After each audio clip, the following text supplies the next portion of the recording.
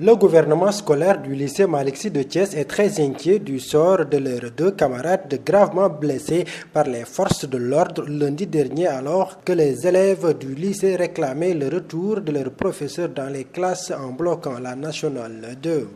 La situation, j'espère que nous l'aurons entendu. Depuis le lundi, le lycée Malick Sy est en grève.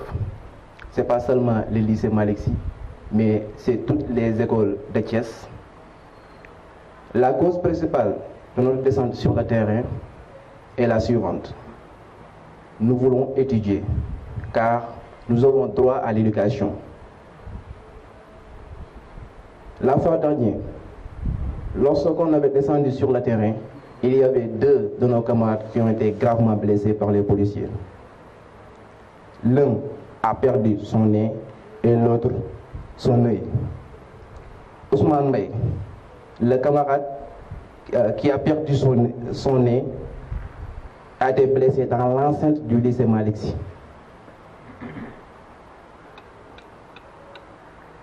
Il a été blessé dans l'enceinte du lycée Malick Sy. Et les policiers nous poursuivent jusqu'à l'enceinte du lycée. Et on se demande même dans quel pays sommes-nous? Un pays où les élèves n'ont pas le droit de revendiquer leurs droits.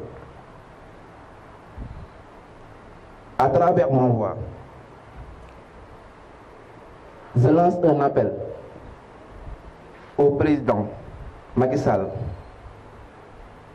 de prendre en charge ces blessés, même de les amener à l'étranger pour qu'on les soigne. Les membres du gouvernement scolaire ont ainsi saisi l'opportunité de la visite des leaders du Front démocratique et social de résistance nationale qui se sont déplacés à Thiès pour s'enquérir de l'état de santé des 2 élèves blessés. Pour Mamadou Lamine Dianté et ses camarades, c'est l'État qui a blessé ces 2 élèves et c'est l'État qui doit les prendre en charge. Nous avons été d'abord au chevet des blessés. Il se trouve qu'il y a 2 blessés qui sont tous élèves au lycée Malick Sy. Nous n'avons pas pu les voir. Leur état de santé ne permettait pas qu'on puisse les voir. Mais nous avons rencontré des parents désemparés, pour dire le moins. Parce que pour l'un, c'est un projectile qui lui a été balancé à la figure et qui a totalement décomposé plus de la moitié de son nez. Évidemment, les dégâts vont au-delà du nez parce que d'après sa maman, il ne peut s'alimenter qu'à base de lait, avec des douleurs atroces au niveau de la tête. Pour ce qui concerne le deuxième, lui, le diagnostic a été posé et fait état du globe oculaire droit qui a explosé. Il a été blessé par l'État. Le Front considère que c'est l'État qui doit le prendre en charge et le soigner. Et je crois que son évacuation ne doit pas tarder davantage. Le Front démocratique et social de résistance nationale a invité le gouvernement à trouver une solution à la crise scolaire puisqu'ils n'accepteront pas une nouvelle année blanche au Sénégal. Il faut que chaque Sénégalais, de quelque condition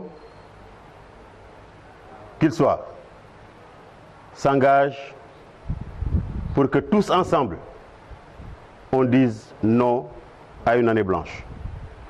Parce qu'en réalité, l'inquiétude des élèves du Sénégal aujourd'hui, c'est effectivement qu'au rythme où vont les choses, on va droit vers l'année blanche.